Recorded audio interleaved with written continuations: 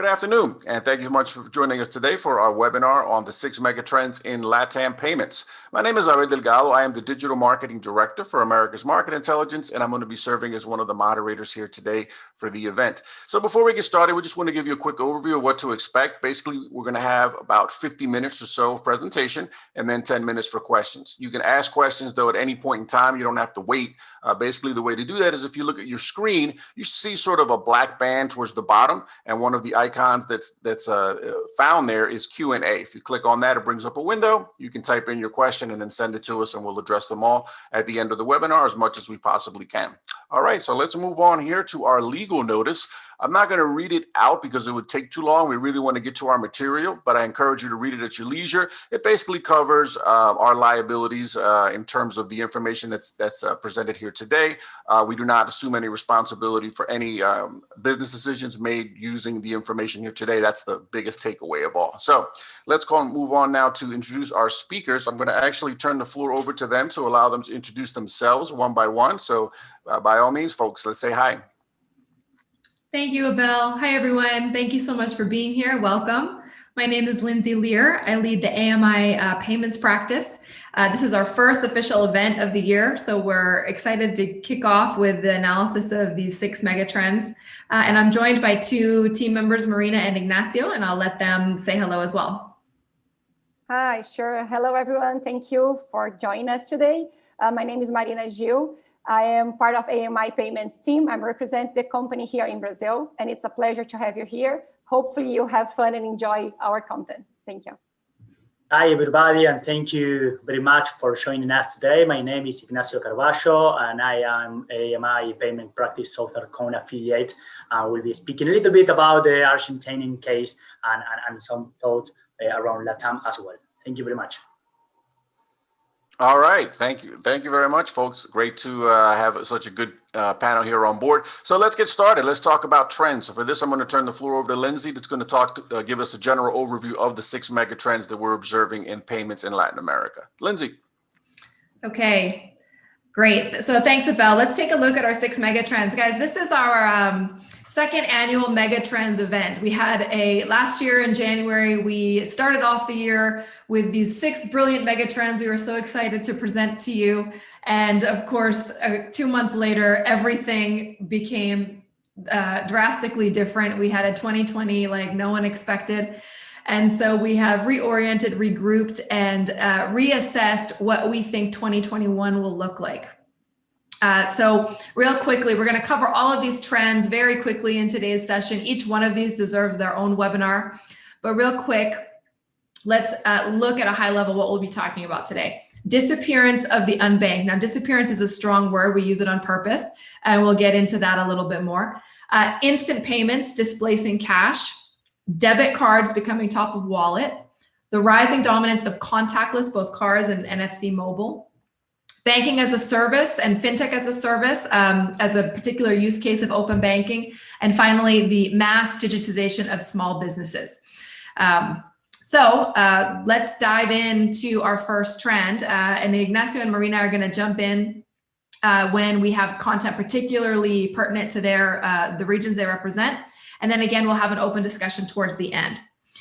So disappearance of the unbanked. What do we mean by that? First of all, let's look at some key enabling factors to mobile digital services in Latin America. The first thing to keep in mind, what we want to do first of all today is just update you all on the numbers. We had such a disruptive year last year. We want to really ground ourselves in the data. So first of all, where is smartphone penetration? Smartphone penetration is the #1 enabler of any type of digital participation. And we're really pleased to see that smartphone penetration has truly reached deep penetration levels. In Brazil, 90% of adults are already using a smartphone. Most of the data that you'll see published tracks smartphone penetration of overall devices. And so you'll typically see numbers that tend to be lower because there are many people have more than one smartphone. Many people have more than one cell phone, and not all of them are smartphones. But when we look at actual individuals, penetration has reached over 80% in the entire region. So that means that we're very well prepared to access the population with digital financial services and digital services in general. When we take a look at banking penetration, this is where things also are looking much improved over past years. Okay, so first we have smartphone penetration, which is always higher than banking penetration. But banking penetration is really where we need to be looking carefully to see how enabled is our region to adopt financial services. And we can see a real tangible increase in improvement since 2017, which is when the last World Bank data became, widely recognized as the most reliable source. Was the latest available data is from 2017, and it also does not include bankerization from fintechs and wallets, companies that are not technically financial institutions. So what we did at AMI was look at that data, look at growth of traditional banking, look at the penetration of digital banks and fintechs and wallets to make some estimates, looking at what 2020 looks like. And what we see, Brazil especially has made incredible strides in many ways, thanks to government social benefits payouts that we'll look at a little bit later. And other, Chile is also very high up there. So we're really getting into the upper echelons of penetration. Some other markets still have a long way to go, like Mexico, for example. And we can also see that traditional banks still hold the bulk of this penetration. But digital banks and fintechs have also made huge strides. There's a lot of overlap there. A lot of people who have traditional banks also work with fintechs. But when we're thinking about bringing in new folks, it's mostly been the fintechs and the wallets.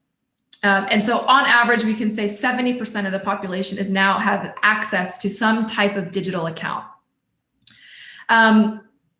Great. So on this slide, when we look at, who are the key players, right? Again, we're always talking about updating these numbers so that we feel really grounded in the data.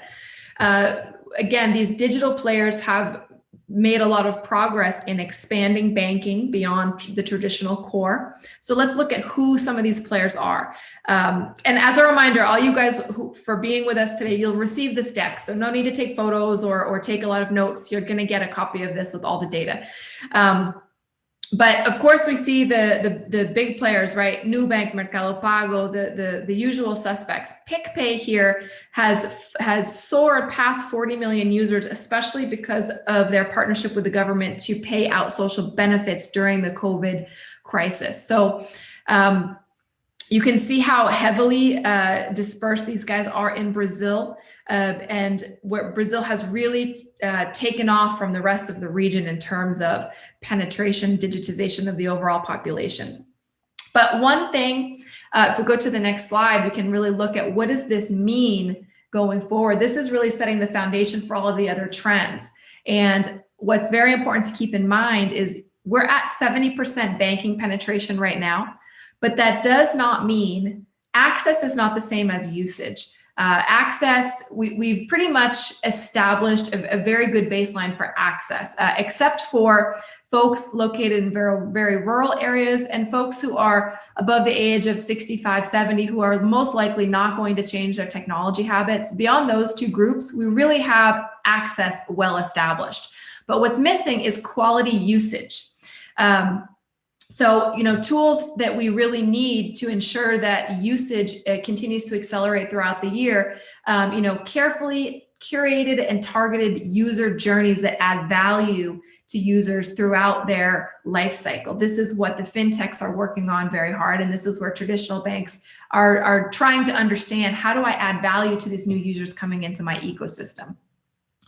Who could potentially lose?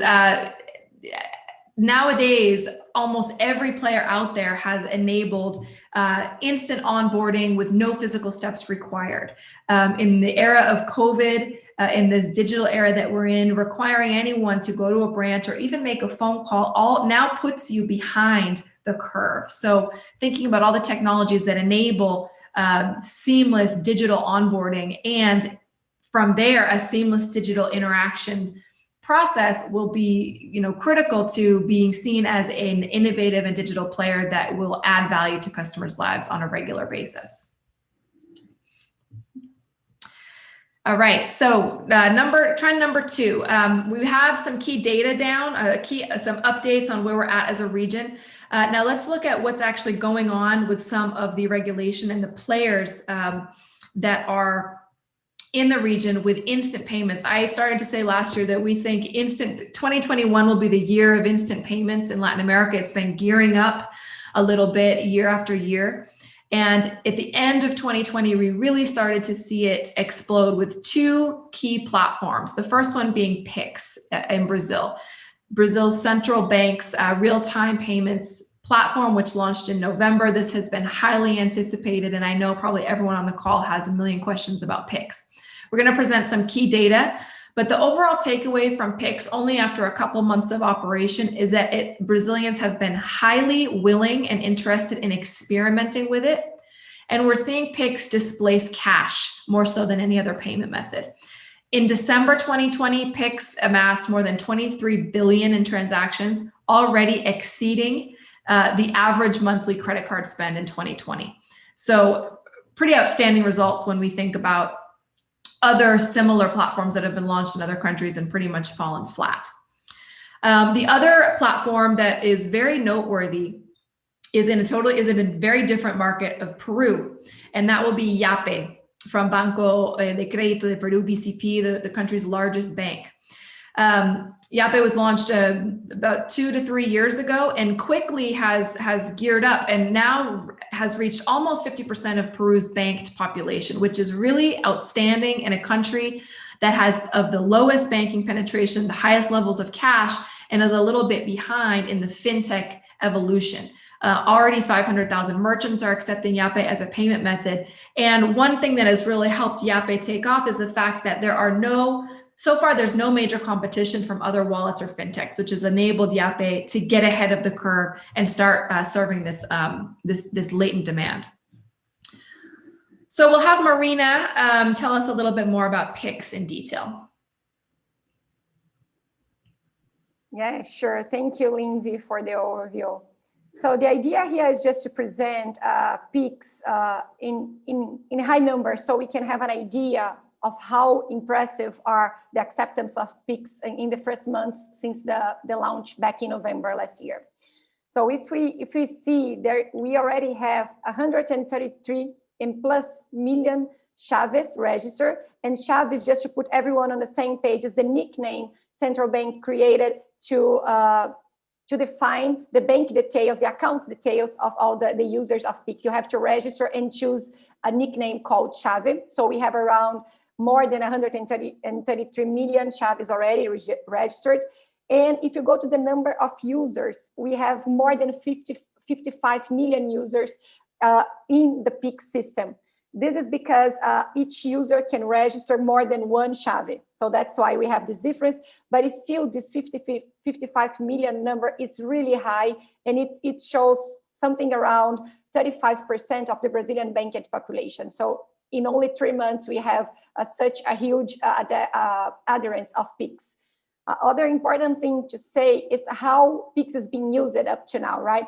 And the most of the transactions, 46%, is used by P2P transactions, person to person. What calls our attention here is this 37% of B2B transactions, meaning that the business is still already using Pix to transact with other business. What is not that yet representative is the business to person and person to business. But within the same group, the rates are really high. One thing we have here in the bottom, it's just a relation, Lindsay already said about the TEDs and Pix. What's happening, we are seeing, is that Pix is not really competing against TEDs, since the TEDs volumes are still really high. What is happening is that probably Pix is replacing boletos and cash mainly.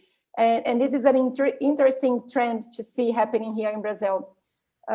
This is Marina, I'm sorry to interrupt. Can you quickly tell us what TEDs is? Someone just asked. I'm sure other people on the call aren't familiar. So yeah, sure. This is the electronic transfer method we have here in Brazil to make transfers among accounts from different banks or inside banks. It was TEDs is normally compensated in the same day, but it's not available during the weekends, nor different from the commercial hours, the banking hours. This is the main difference. except apart from the total different user experience, TED is only available during the daytime, the commercial hours, and business day. And while Pix is 24 hours, 7 days a week. That's the most difference, and the cost as well. Is it clear? Yes, Okay. thank you. No, good. So going to the next slide, I just wanna, this is an overview of Pix, and we are really monitoring to see what will come and how Pix will evolve. But what we have here is just to showcase three main trends we are seeing with Pix is that Pix is really replacing boletos. And when we say that, boletos is a specific voucher payment that we have here in Brazil. And we have two main usage of Pix replacing boletos. One is the neobanks, that the main cashing methods for those banks were boletos, because account holders had to pay a boleto to cash in into the neobank's account. And also e-commerce, because for those that doesn't have cards, the only option up to now, the most common was boleto. And now users without cards can also purchase online with Pix. And it's, as I said, even during the weekends, holidays, so it's really an enhance in the experience. If you compare that to boletos. Also, what we see is like Pix will probably help a lot the Unbanked getting into the journey of bankarization, because it's easy, it's a seamless transaction you can do using the mobile phone, the mobile number, for example. So it's something that will really help the consumer's journey, the new banked population that we have, like a massive number of them here in Brazil, especially after last year, the COVID.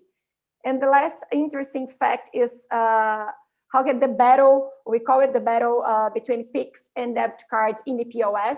And we have people here saying in Brazil that we are gonna start getting questioned in the cashiers if you wanna pay with credit card, debit card, or Pix, because this is something that will become more natural over time.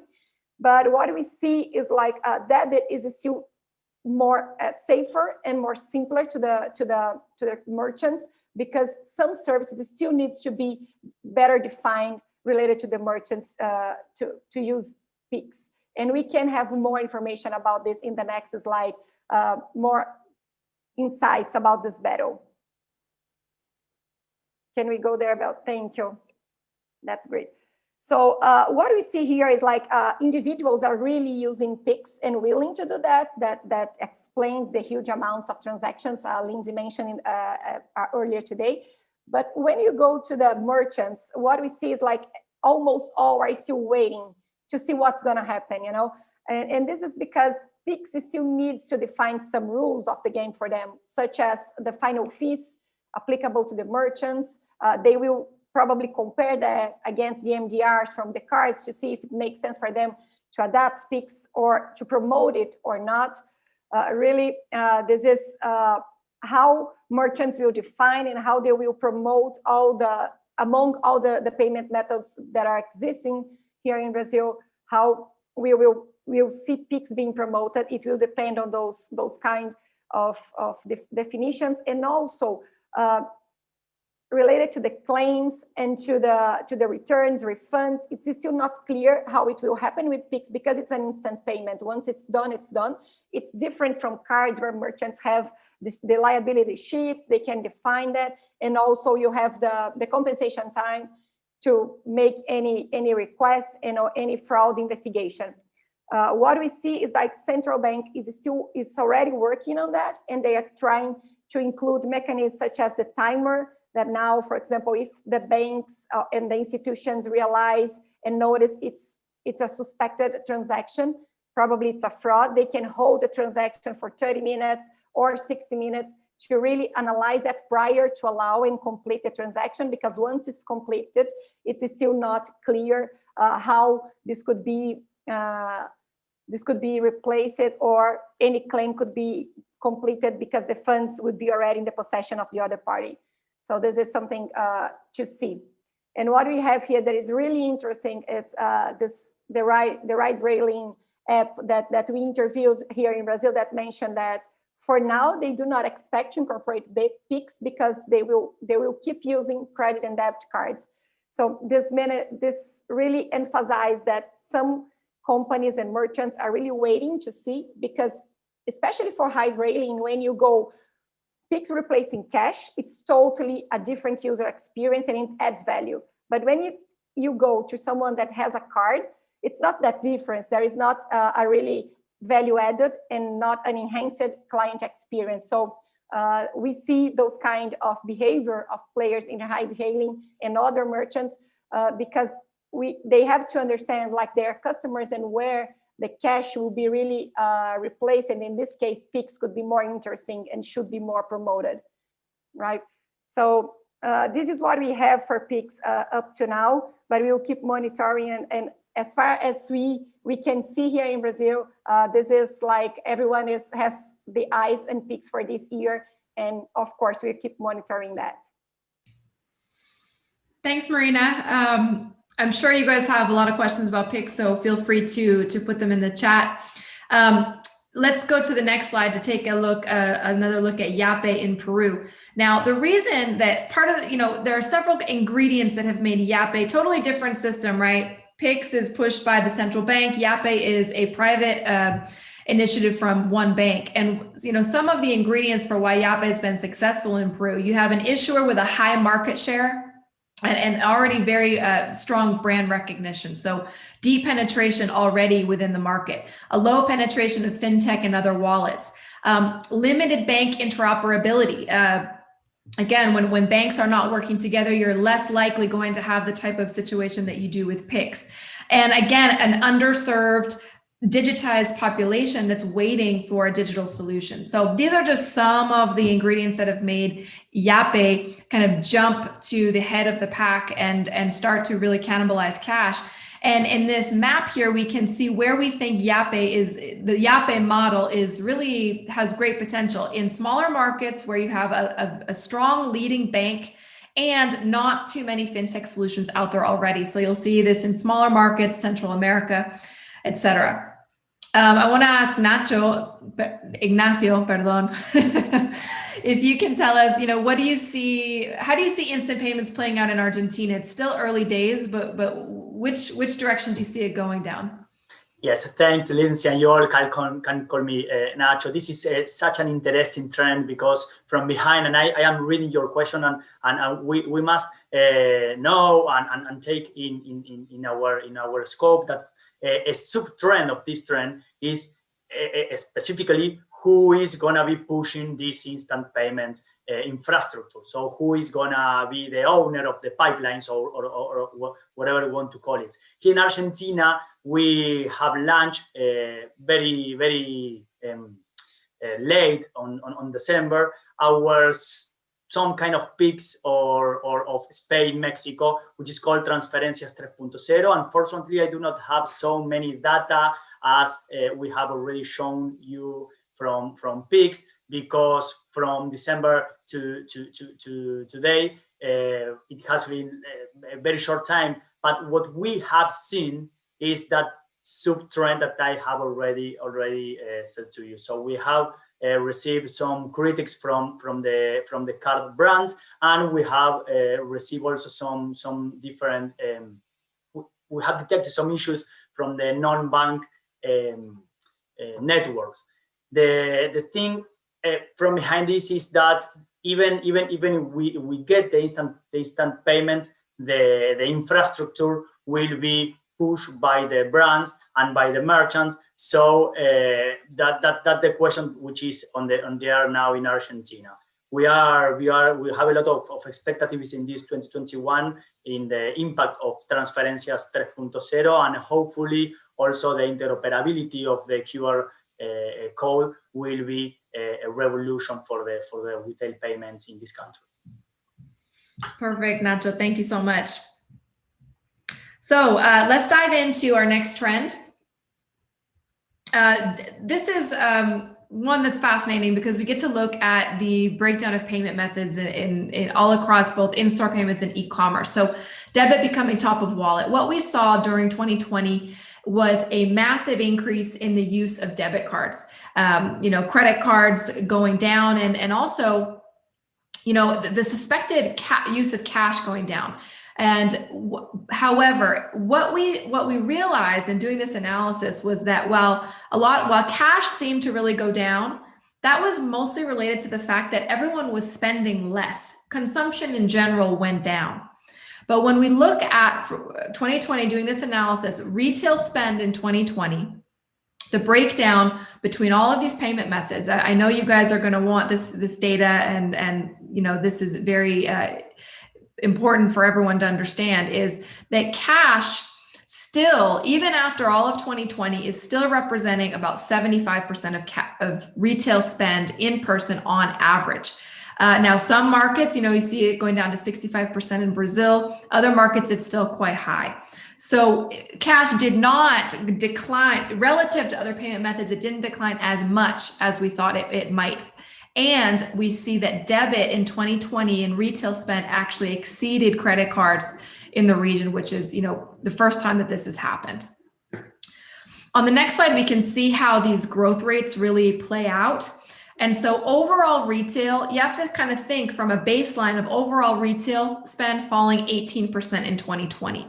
But look at the comparative growth rates. Credit fell the most because people are spending less on high ticket items and focusing their expenditure on daily essentials, you know, groceries, gas, pharmacy, you know, everyday types of expenses. So credit fell the most, followed by cash, and debit fell. Debit almost maintained stable despite an overall decline of 18%. So this is the disruption that we can really see it. When we look at the penetration rates of each payment method between 2019 and 2020, cash lost 2% share, while debit gained 3% share. So not the massive disruption we heard a lot of us talking about last year, but a step in the right direction. And most importantly, debit really gained some important ground. On the next slide, we can see what... Yes, sorry, Lindsay. No, thank you. Go right ahead, Nacho. I just want to do a comment about that, because this is, again, this is a fundamental point. And here in Argentina, we have a very concrete example between what is a rational analysis show based on official data and what is what the official agencies say based on private data. So, for example, on July, we have information about an increase in the cash transaction in Argentina, which was more than the 90%. So on the rational view, we are still speaking about 67%, but when we go to the private data of public agency, what we see is 90%. And what we can find from behind this is that during the 2020, and this is very important, we have had different cycles of using cash. So I think it was in July, August, the last quarter, of course, was very different. And in the aggregate, we for sure have seen not such a relevant decline on cash in this data that we are showing to the audience. Perfect. You know, I see Alex here asking, you know, why is it that we think credit fell and debit really maintained its position? You know, does it have something to do with people not wanting to take on debt? That's absolutely right. First of all, big ticket items went out the window. Second of all, in such a climate of economic uncertainty, people losing their jobs, people getting laid off, wages declining, and complete economic disruption, that is when people don't want to take on debt.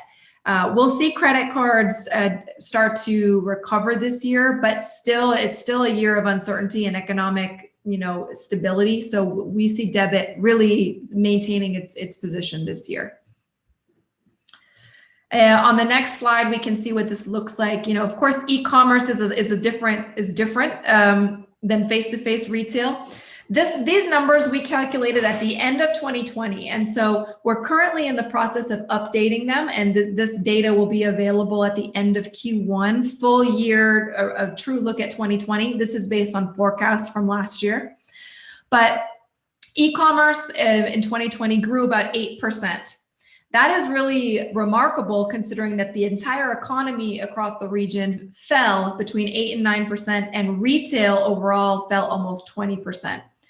Now, it didn't grow more because the travel industry was completely wiped out, And again, everyone is spending less. So we saw some real winners in digital goods and some retail categories, but overall about 8% growth. We expect e-commerce to continue growing 15% through 2023. And you can see how the different countries look on this graph.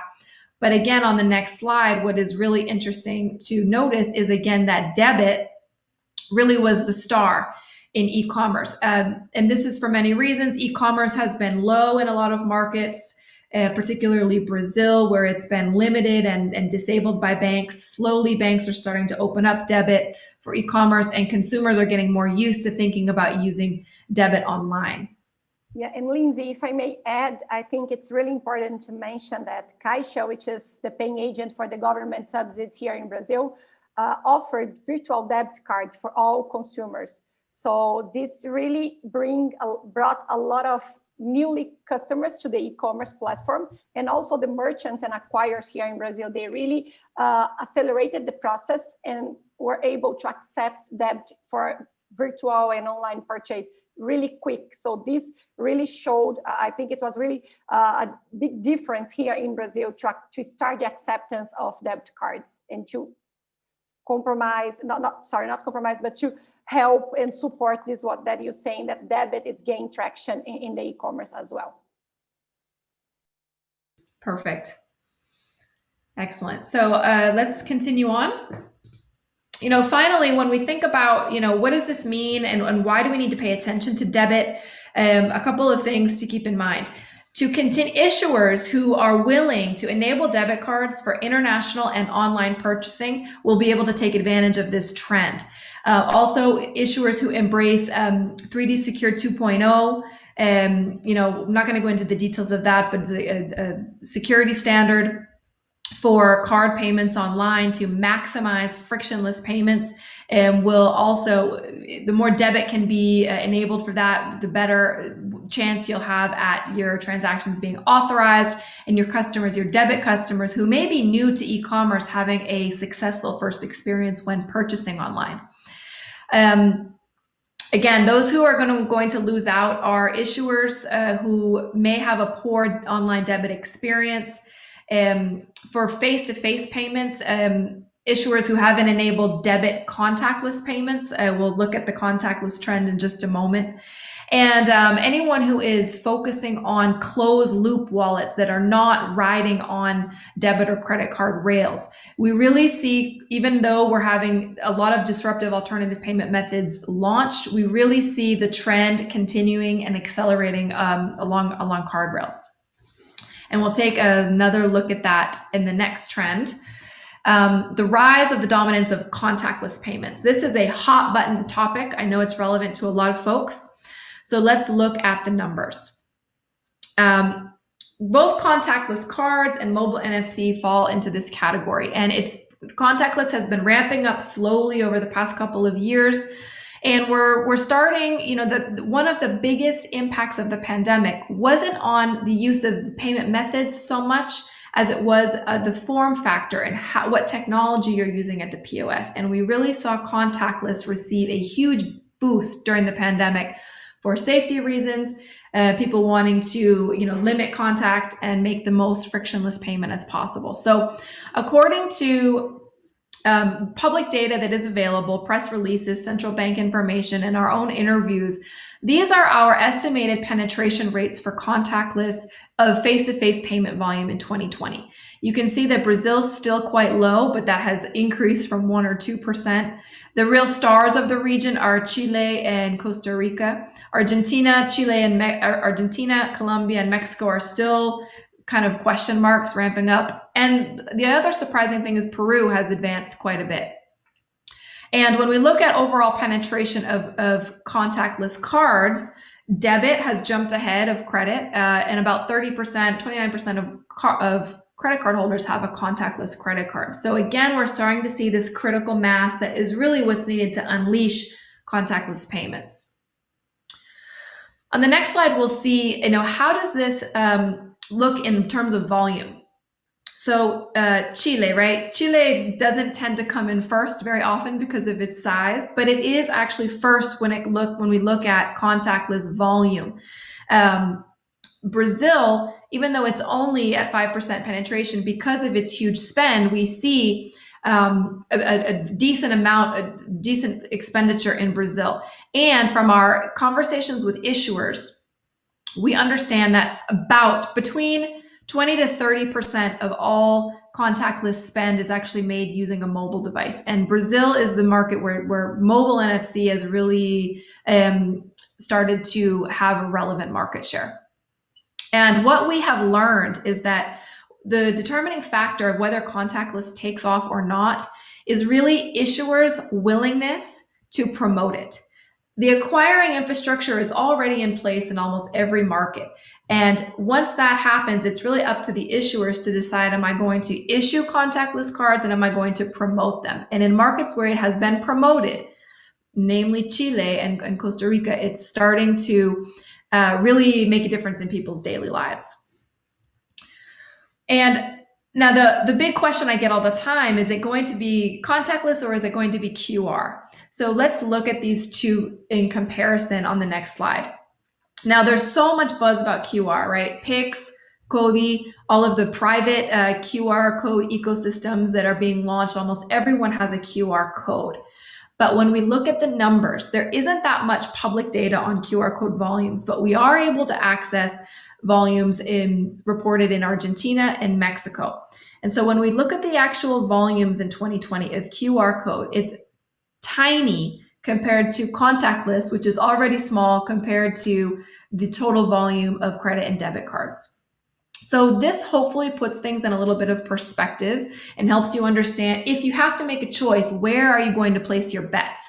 QR code will have a market. It will have a niche for certain use cases and for certain segments of the population. But overall, when we're thinking broad strokes, our prediction is that contactless will eventually, gain a majority of card spend in the region.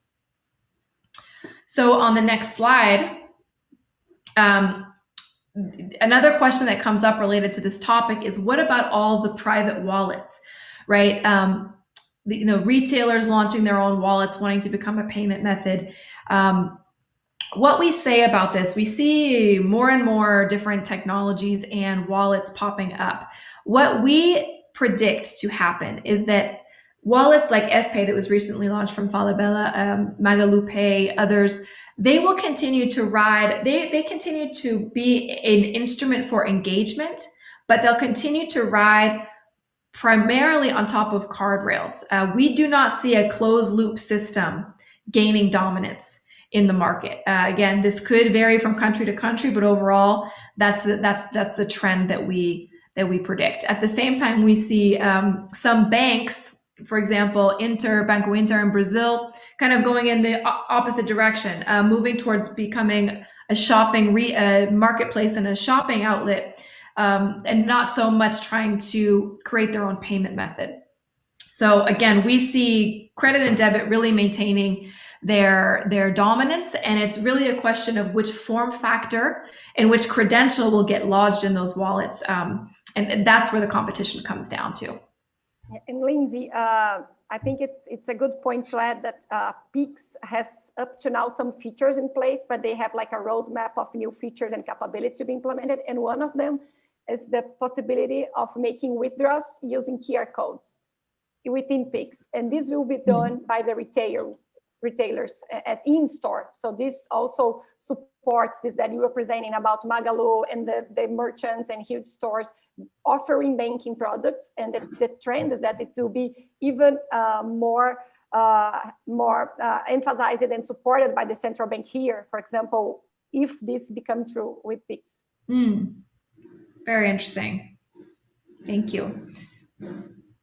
Okay, so on the next slide, we're going to talk about now banking as a service and open banking. This moves us a little bit away from payment methods and a little bit more into infrastructure, right? So what's happening with open banking?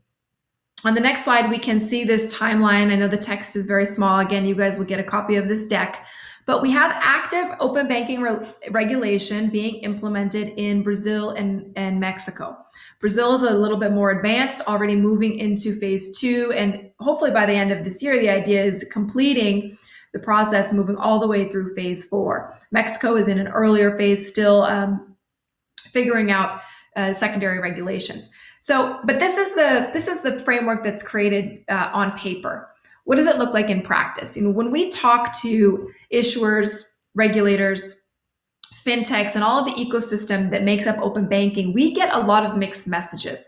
We understand that financial institutions have a lot of alternative priorities that are taking away energy from the implementation of open banking. And it's even questionable if there is sufficient demand from financial institutions to support this regulation, especially last year during COVID, when what soared to the top of the priority list was digitizing all of their client services. And so banks were really focused on, especially traditional banks, making all of their features and services available in the mobile app, for example. And that took a lot of bandwidth. So this has likely been put on the back burner for some players and probably will be delayed because of mixed priorities. But also, what's even outside of COVID, what's important to understand is that there's a lot of challenges and alternative priorities that come up. So fintechs are, as opposed to getting access to data, they don't necessarily have the staff and the expertise to analyze all that data, and they're much more concerned with getting investment dollars and growing their user base. Banks themselves are investing in digitizing infrastructure, as I mentioned. And so it's just not clear to us when we actually speak to folks on the ground that this is a priority. And that puts into question whether it will really be implemented in the way that it was designed to be implemented. However, on the next slide, we can look at, there are some certain elements of open banking that we can see already are in high demand. So if we continue to fill up the slide, we can see that, first of all, banking as a service and fintech as a service, very similar, but they rely on integration among financial institutions, data sharing and capability sharing through APIs. And so on the one hand, we see the card networks being very open and making a lot of noise about how much they want to support the expansion of issuing through new partners. You can see some examples here from press releases, who some of their showcased partners are and how these programs work to develop more flexibility in issuing cards and integration with third parties to make this possible among a larger group of companies. And as you all know, almost every week we hear about a new fintech launching a new prepaid or a new debit card. So we have some of the older, the more known fintechs, as well as brand new fintechs coming on to offer either a digital account or, in most cases, an actual prepaid or debit card. So this continues to be in high demand and is probably the most tangible use case of open banking and data sharing that we'll see and continue to see.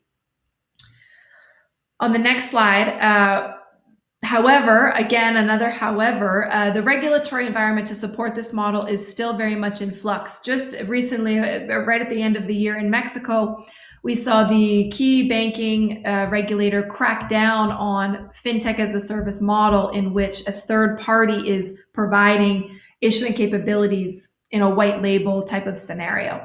So, they issued this announcement saying that this was no longer permitted. And so the entire fintech ecosystem in Mexico has been plunged into uncertainty.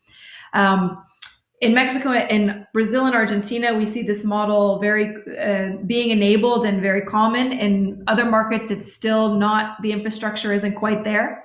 And so if we go to the next slide, what we realize is that in order to continue building the infrastructure, payments infrastructure in Latin America, especially in countries outside of Brazil, we need more enablers. We need more issuers who are willing to provide BIN sponsorship. We need regulators and financial institutions to be working together and to provide more transparency on what regulators want to do and how financial institutions want to move. and pioneers to pave the way. In a lot of the smaller markets, we still haven't had this, a powerful issuer, a powerful fintech wanting to come and work with the card networks and make this happen in a lot of the smaller markets, which is holding back access and value being delivered to consumers. Okay. Great. And so finally, to wrap up our trends, before we get into our discussion, quickly, we're going to mention massive SME digitization, small and medium enterprises. This is perhaps the biggest outcome, the biggest impact that we saw with COVID-19, and I'm sure all of you are familiar and experienced it to some degree. So, SMEs have been perhaps the entity that are slowest to digitize, slowest to receive the value of electronic payments for many, many reasons. But of course, during the pandemic, during lockdowns, so many of them discovered the need to sell online for the first time ever. That created two things, right? First is opportunities for new ways for SMEs to collect payment through payment links, sales over social media, and kind of triggered an entire process of digitization of their sales channels, their finances, their business operations, etc.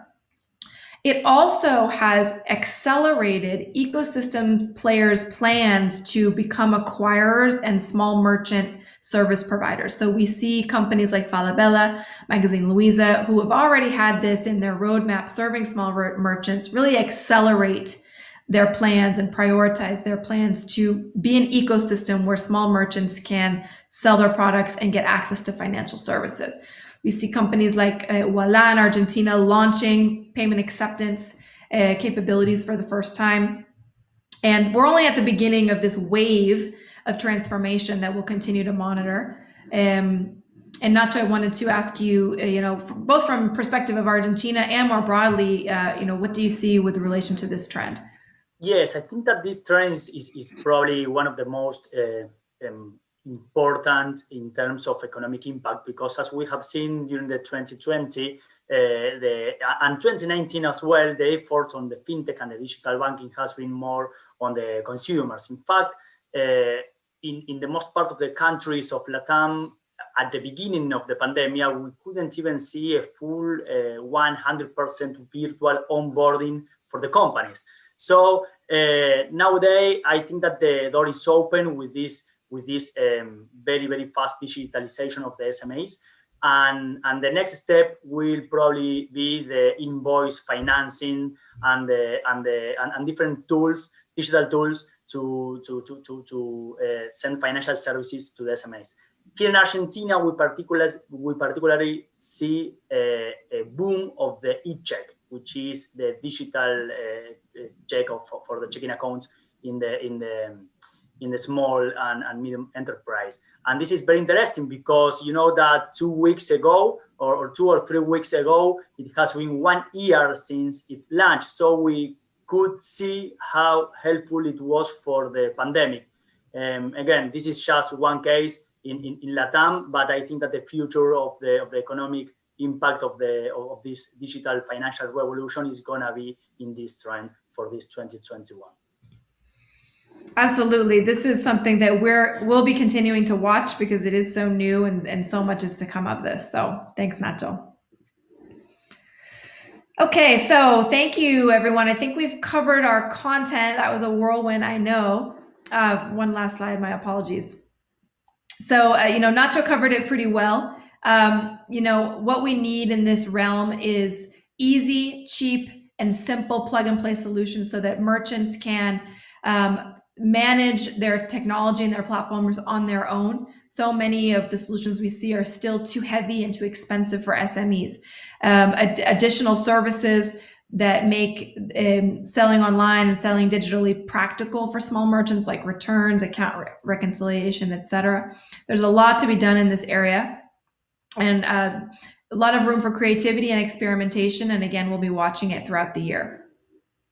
So I think that's my cue to go to the next section. There we go.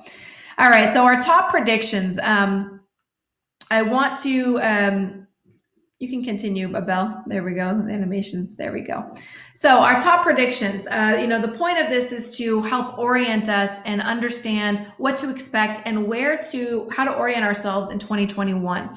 So again, this is a bit of a recap, but debit will remain the #1 payment method for everyone except the top 10% of consumers in 2021. And we expect credit to start to recover again towards the end of the year and in 2022.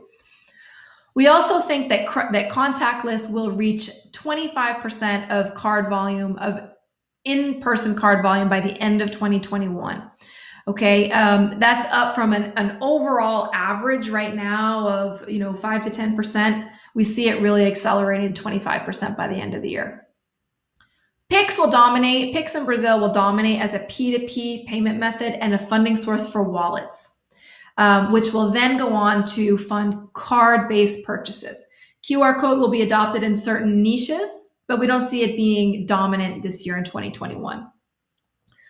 What are the wallets and ecosystems players doing? Some of them are going to focus on shopping and commerce. We have already seen this with Banco Inter. We see this with Ame Digital, even PicPay, kind of going towards a shopping enablement model. Other ecosystem players, especially ones involved in acquiring, will really become front-end enablement payment players for small merchants and others, and will remain working on top of card rails. We don't see, again, the rise of closed loop systems really making a dent in overall payment volume. And one really bright spot is retailers becoming increasingly marketplace spaces, even payment financial service providers for SMEs, which will help them gain traction and deepen their roots and gain market share, especially in markets like Chile, in Peru, in Colombia, where we don't yet have big tech or any big issuer filling this role quite yet. So those are just some of our thoughts. Love to hear your feedback and your comments about this. There's a lot of debate to be had, but that's what we're seeing at this point in the year. So we have just a few more minutes left, but we want to get to some of our audience questions. I want to take this time to remind you all that on February 22nd, we're launching our 2021 Coffee Chat program. Last year, we did an informal meeting in which we're all on camera. We all talk about different payment topics. It happens twice per month. So please scan the QR code to register. It's really fun, a good way to continue to talk about these trends, engage directly, ask questions, share your own perspective, do some networking. So we really encourage you to sign up. We'll have that up on the screen during our panel. And I'll ask Abel to, we have some prepared questions for the panelists and also start to take some audience questions before we wrap up. All right, Lindsay, thank you so much. So let's get started here with some of our questions. One of them is from Marina, and it has to do with CaixaTem.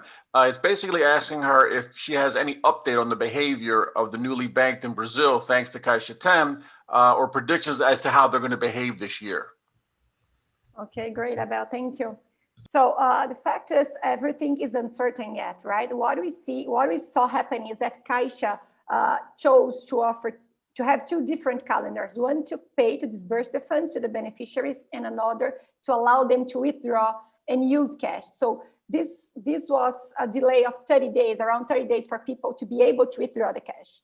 So this made people start using all the alternative methods provided by CaixaTem app, such as use the virtual debit card, making transfers, paying service bills, and this increased a lot. If you see the numbers by the beginning of the payments, people were going to the ATMs and withdrawing cash 100%. After they decided to change the strategy, the disbursement strategy, it changed a lot. And most of the use, around 70 to 80%, was within the app. So this is a really change in behavior, especially because it's mostly the new banked population using, not being only included in the system, but also including the digital system, right? And what we expect is that this behavior will be like maintained. We, of course, nobody here is expecting that everyone will keep using as much as they use now, because once you are able to go back to the streets, to the stores, and use cash, will be a catch up as well, of course. But we do not see the number of the usage of cash going back to the same level. You know, something we will see probably an increment in the use of the digital services. And what I think it's important to mention here, which is being really discussed, is what Caixa should do to keep these clients, right, within the app, using the app and all the services they developed to support during the lockdowns. And what we see is that mainly Caixa will need to educate the population, right? People need to be better served. They need to better understand the services and see the bank and the fintechs, all the institutions as partners and not as like the bad cops, not supporting and only charging interest. And one thing that is really interesting, and we are seeing a lot of videos and explanations in normal language, not only using banking language, financial services language, that support a lot the people to understand and to see they can rely on the explanation and really use what's being provided. And also the expansion of the services and products. For example, Caixa is evaluating to offer insurances and also health insurance and personal insurances, and also credit cards or other different loans for the population. So this is what we see here. It's still really embryonic. The government was paying the subsidies up to the beginning of the year. Let's see now really what's going to happen without the funds provided by the government. All right, thank you. It's interesting to see that pattern playing itself out in Brazil. Now, in Argentina, however, it seems like cash is still stubbornly hanging on. So we wanted to ask Nacho about that. What's causing this reversal of digital payments and this increase of the use of cash in Argentina? And what would be needed to stop the trend and then to incentivize the digital payments? Yes, thank you, Abel. And I think this is a fundamental aspect to consider, because during 2020, even with all the support of the digitalization, the average consumer ticket dropped drastically for precautionary reasons. So at the top of the lockdowns, what we have seen, this is in Argentina and also in other markets of LatAm, for sure in Chile, Mexico, Uruguay, and Paraguay, which are countries that we have studied in depth last year. But what happened is that the people start to buy less and in merchants that are very close of their house. So with this change of pattern in their consumption, the cash was much more used than before. So as we all know, cash is king, but even more so in low volume transactions. The change in the consumption patterns generates a change in the default instrument use.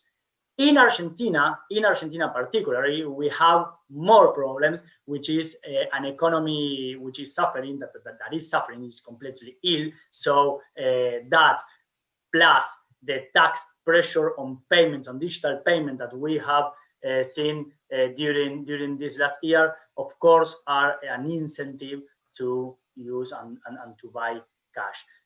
I would like to be clear in this idea that there is not a silver bullet to all the countries. If you go case by case, you will find different reasons. In Argentina, I think that the most important right now is the tax pressure, and of course the macroeconomy that make people being spending as fast as they can and in a small amount. But in the different countries, we also have seen a rise on cash use, and we are waiting for the global 2020 cash usage indicators and surveys for this year. Thank you. That's really interesting. Now we have another question here to field from Juan Carlos. He's basically asking this, Marina, I think may be good to address this one. His question is, have you seen increased level of fraud taking advantage of this faster payment environment that we're now in? This is one of the elements that he's pointing out as one of the most important ones to keep track of with this introduction and shift to digital payments. So what do you say about that, Marina? Sure. Good question, Juan Carlos. This discussion is being more constant now because as we heard from some players here in Brazil, up to last year, all players were really worried to be part of BRICS and to comply with all the obligations and requirements. And now they are really starting to discuss about security and safety, how they could be better prepared to go against the frauds. What we have is like the PIX uses the same infrastructure of all electronic transactions in Brazil, right? It's part of the Sistema Financeiro Nacional, the national financial system, with all the same security. So because of that, what central bank says and all the players tends to agree is that in considering the infrastructure, it is the same security that we have up to now. You know, there is no additional risk on that. What we see really increasing, it's the phishing and the social engineering frauds, because since you have to register this chave, which is the key, the translation in English is key, the nickname for the banks, what we see is a lot of fraudsters sending fake links and websites to get the user information, and then they make their own register using someone's real data, and they deviate the funds to their account. So this is something that is happening, but as well pointed out by one of the people that is part of the safety group of central bank, is that this is something that is natural to the whole system. It's not something specific to PIX, because phishing happens, you know, in all kind of electronic transactions, and this is not due to PIX. What happened is that, yes, due to something new, and PIX is something really that caused impacts, and everyone is trying to experiment. So what we saw here in real cases is the increase of fraudsters in this more in the social engineering aspect than the infrastructure of PIX. Because once it's done, as you said in your question, Juan Carlos, it's instantaneous and it's hard to revert the transaction. But what everyone is trying to do now, and a lot of companies providing security, and also the central bank and all the players together, how they can better solve and better act towards the social engineering and the phishing frauds that is happening. All right, thank you so much, Marina. Well, we're kind of running short on time, so I want to talk a little bit about, you know, what we can offer to help people as well, and that may be related to some of the questions you'll have, as you'll see. So I wanted to turn the floor back over to Lindsay to talk a little bit about this, because these are important resources that we may be able to help you with. Thanks, Abel, and thank you everyone for your questions. There are some more, and we'll stay on a little bit later, a little bit extra if you can hang in with us to answer some of those questions. But I didn't want to miss opportunity to share with you all. You know, we come on and present this data to you because we're so excited about the trends that we see, and we want to provide value to you and help you with the decisions that you have to make. So the first thing we want to let you know about is the data that we manage internally. You know, you'll receive a copy of this deck, but if you're interested in any hard data that we can process for you and provide you, this is just some examples of the information that we manage that we can provide you in a digestible, easy way, depending on the market that you need. Beyond data, you know, we also at AMI, our key mission is to help companies make the most informed and strategic business decisions possible. We do that based on our own research, both desk research, scanning public information, and more importantly, interviews that we hold with every type of player in the industry. As you guys know, we're well connected. We see things from a 360-degree angle, so we can help you make the key decisions that you need to make. And some of the common types of projects and engagements we do with clients are here on the left, whether it's market landscaping and mapping, so you can see how this actually, this crazy ecosystem looks, from doing a regulatory risk analysis, thought leadership, serving consumers and merchants, looking at your competitors. All of these components we can help you with so that you can really make the most strategic and intelligent decisions possible. That's what we live for. That's what we're here for. So to make it really easy, I want to launch this poll right now. I would love to gift, 30-minute consultation to anyone who's interested. We can talk about any of the trends, and you can take advantage of the time to learn more about any of the trends or pick our brains a little bit more. We can talk about any of these services, how we think AMI can support you. If you have questions about the data or any of the ways we can engage with you, just click yes. We'll reach out to you. You'll have a free 30-minute consultation with myself or one of my team members. Let us know. Maybe if you're not ready, not now, but maybe later. We'll keep you on the back burner for a later time. And if you're not interested right now, not a problem. You'll still receive the deck and the recording. So we'll just give you another moment to respond. And if you can hang on, we're over time, but for those of you who want to hang around, we'll continue to answer some questions as long as we still have an audience with us. So again, thank you for being here. Just take a moment to, almost everyone has voted. Let's just take about 10 more seconds. Make sure you get your vote in. And then we'll follow up accordingly after the session. All right. Thanks for that, everyone. So we want to officially put an end to this in case you have to go. We know we're about 5 minutes over time. So thank you so much for being with us, but we will stay on to answer some additional questions if folks want to hang in there. So I'll turn it back to Abel. All right. Thank you, Lindsay. Abel, if you can go back a slide too, that way they can see our contact information. Sure. There we go. No problem. Well, we do have a question here from Grace, and it has to do with this. How do you see the payment processing sector accommodating those who are still unbanked? Yeah, good question, Grace. Well, you know, they have done a lot. They have done some good work, essentially making opening an account as easy as possible, removing all of the barriers that people might face. Number one, having to go to a branch, making it possible to open an account in seconds on your mobile phone by uploading your ID and a selfie and maybe a proof of address, but something very simple. So in that sense, in most markets, there really are no more barriers to opening an account and having access to your basic financial services. They've done, fintechs and banks together have done a very good job of this. Where we're still lacking is, how do we escort these new unbanked folks up through the ladder and through the journey to make them have a more engaged relationship over time? And that's where we're still seeing the lag. All right, thank you. There's another interesting question here that I'd like to run by Ignacio, and this was from Carlos, and he's asking, what are your predictions around rewards with banks and different payment methods?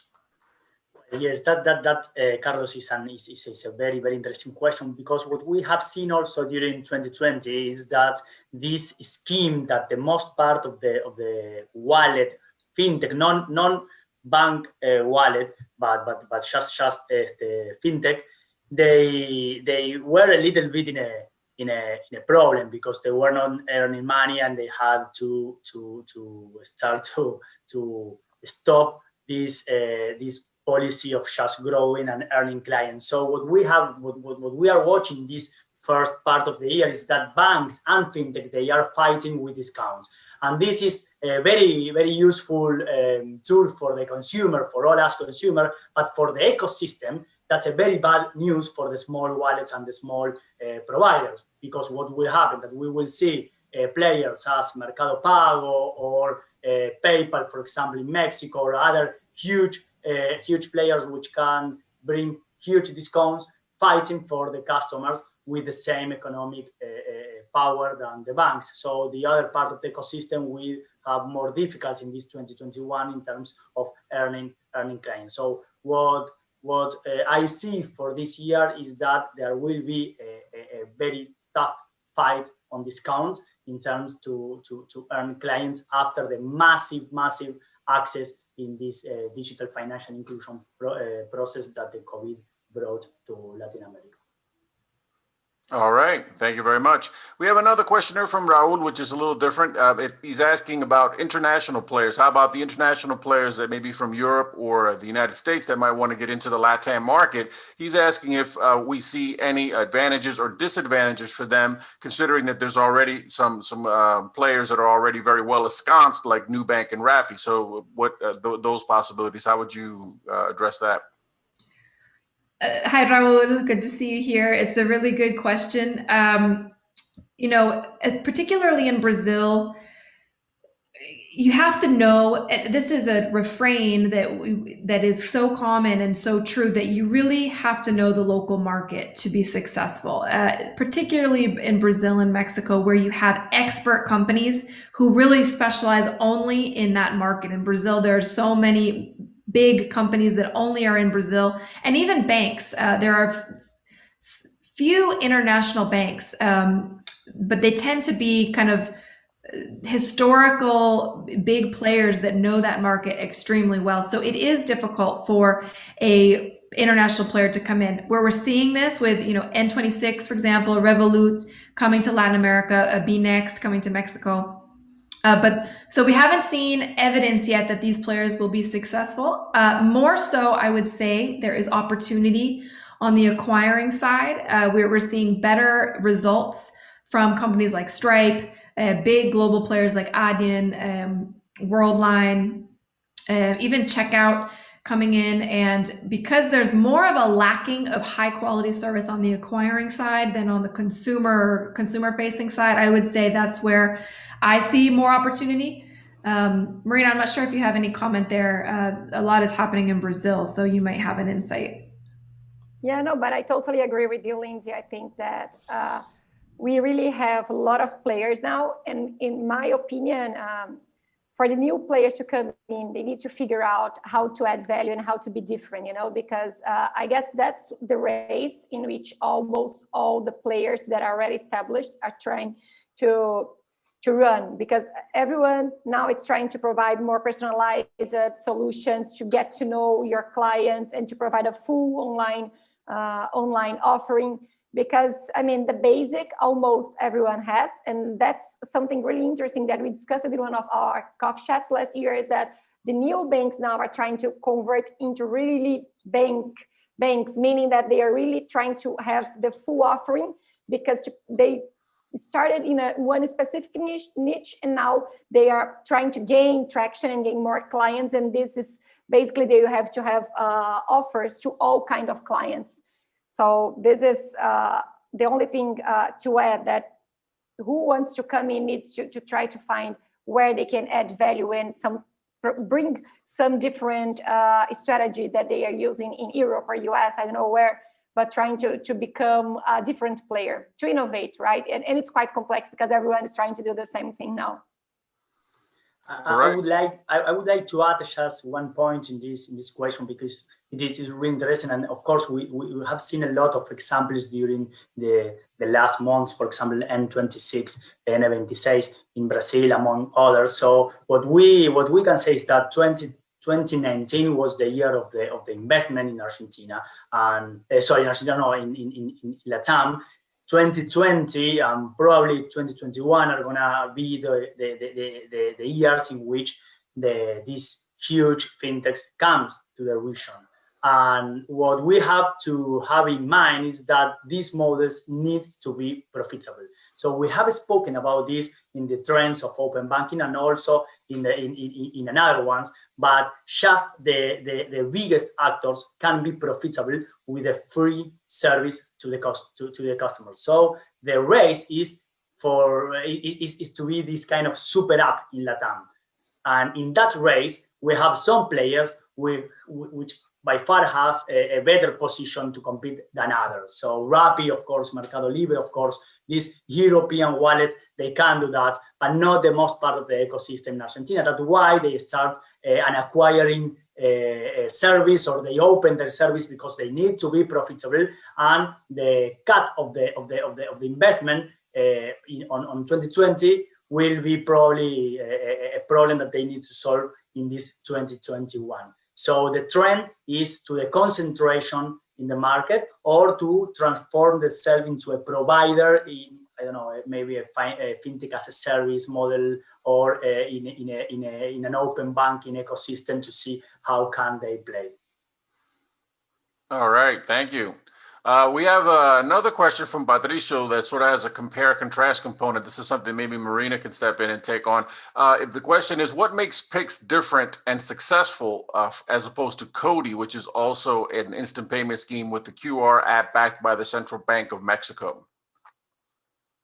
Yeah, I can start, and probably Lindsay can help us here to reply. But everyone is asking this to us since we started presenting Pix. And what we see is basically that central bank here in Brazil is really putting efforts to develop Pix.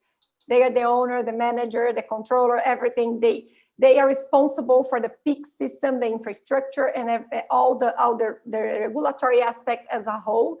And they are the ones, I mean, they selected some companies that should participate, they must participate, in fact, that are obliged to, and the others are optional. So this brought most of the biggest players to PIX. They had to adopt it. So this made PIX adoption among the players something that they must have. Either you are part of PIX or you're out of the game. So this supported a lot. And because of that, all the consumers, the individuals here in Brazil were made available, and they get to know PIX because it was a lot of big banks with a lot of different kind of clients and also institutions speaking about PIX and also highlighting and showcasing their own experience, right? So people who are also here in Brazil were really willing to test something new, to have better experience. And you know that Brazilians were one step ahead of the region, let's say, to adopt different digitizations. And that's why the neobanks grew so fast here, because the population was ready for that. People were willing to spend less, to pay less taxes and fees for the traditional banks, and neobanks came opening a total new window with a better experience and a better cost. And PIX was part of that. You know, we were in the trend to get new payment methods, and this supported PIX. In Mexico, Cody, what I know, it is from Central Bank as well, but it's not that, how can I say, it's not the same way. Mexicans are not that willing to use it, neither the individuals nor the banks and the institutions. It's something that didn't have the same adoption. You know, Lindsay, do you have any more insights on Cody too? Yes, thanks, Marina. Mexico, I laugh with another consultant colleague because, you know, she likes to say that the Central Bank of Mexico is the worst marketer on the planet.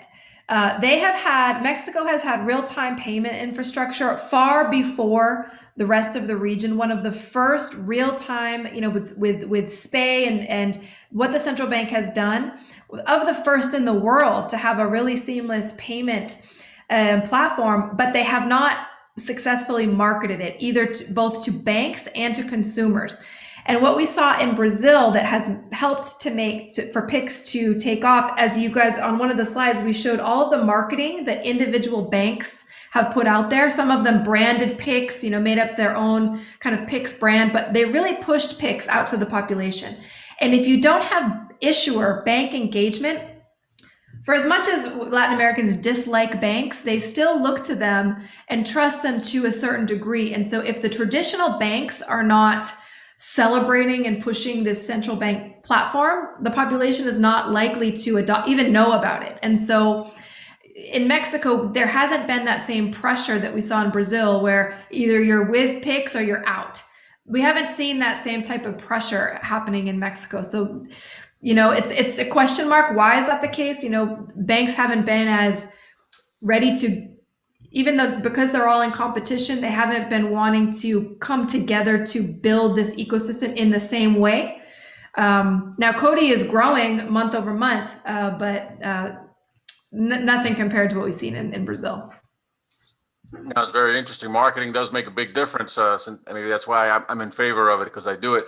At any event, let's move on to a crystal ball kind of question that comes from Diana. This is kind of challenging for you folks. I'd like to see what you say about this. She wants to know, how fast will cash lose share within the payment mix in Latin America? Sort of a time frame. Right, Diana, thank you for the question. If we knew the answer to this, we'd retire. Right, exactly. Look, we saw cash lose a little bit of share in 2020. It has the potential to lose a lot more this year, but I wouldn't say more than 5% in the year. You know, right now the challenge is for fintechs and banks to make that payment experience worth the effort it takes to change a habit. We all know that our habits are deeply ingrained. So the experience needs to be 10 times better for you to make the shift. And so for a lot of segments of the population, you know, the social benefit incentive was strong enough to get them into the system? Is it strong enough to keep them there and to encourage them to use that payment for different use cases is still a question mark. And so that's the big challenge that's facing everyone. I was going to say something else and it went out of my mind, but just considering banks and fintechs need to ask themselves, why would someone, I like to say that cash in the retail space, cash is the ultimate interoperable payment method because everyone has it and everyone accepts it. So you have to make sure that what you're offering exceeds that experience, surpasses that experience. In e-commerce, cash is much more difficult to use. And so that is the place to start. And the more that e-commerce blends into the physical world, you'll start to see that the value of cash erode. But it's still an uphill battle and a slow process. I can see Nacho nodding. I don't know if you have anything else to add. No, I was just thinking that, yes, we should have the crystal ball in order to answer that question. But maybe an optimistic add-on of what you have said, Lindsay, and this is a multidimensional phenomenon, is that all the predictions around the cash decline in the market have failed in the past. So we can be optimistic in the future that even when you see that some banks are thinking that's 5% decline, for example, the central bank in Argentina, later on, they said 10% in 5 years or whatever, and you will read a lot of those predictions. The truth is that every year they fail, and the cash the reduction has been bigger of the prediction. So we should, and I think we must be optimistic in that phenomenon. All right, so let's switch gears for a more specific question. This is from an anonymous attendee. This we also want to direct towards Nacho, and the question is: how do you think fintech versus commercial banking services view the idea of financial inclusion, and what does this mean for the future? Oh, this is a question that I love because I really like the financial inclusion topic. Just let me say two things. First one is that the fintech revolution has raised the flag of the financial inclusion, but the truth is that as far as we know, on the last year, they have fight for the same client in the bank. So not the non-banked, but the underbanked people. What has happened in the world this year, because this is a new information that the World Bank has shown on 30 December, the last December, is that the financial inclusion scope has changed in the world. It has changed. So we're not thinking about giving only access or usage of the financial services, but to promote the resilience, the financial resilience of the customers. And I think that will be on the pipelines in the banking sector and in the fintech sector, because looking for financial inclusion like an utopic idea that will eliminate the poverty and the inequality has shown that's not true, and that's impossible. So now the financial mainstream organizations are changing their discourse, and they are saying we are not going to eliminate the poverty and change the world and whatever. We just give tools for be more resilient to the shocks. And that, in my opinion, is a much more honest point of view. And I think that the banks and fintech will take it by far because it is much more comfortable way or field to play.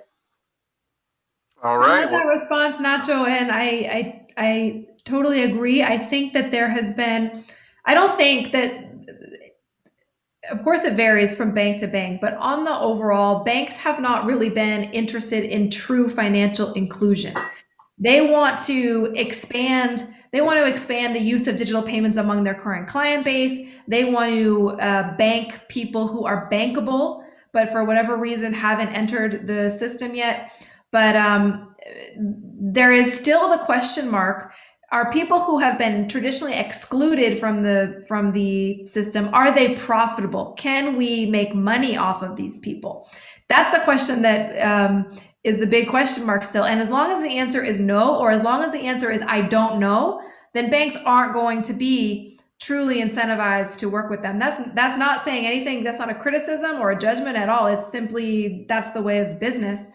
And so whoever can unlock this question of how do I add value and receive value, how do I create this cycle of value for the customer and the institution, until that question is answered, financial inclusion will always be kind of this enigma thing that everyone's chasing, but nobody really wants to capture. So agree with that idea, Lindsay. Very agree.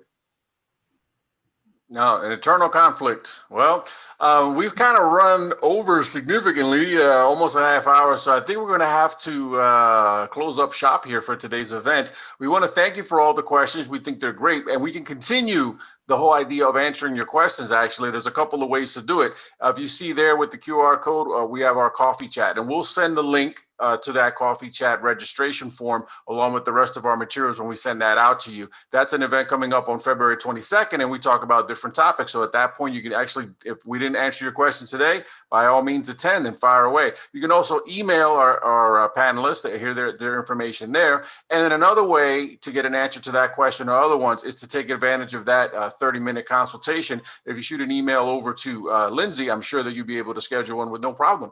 So thank you so much for coming out today. We hope you have a wonderful day and hope to see you soon at our next event.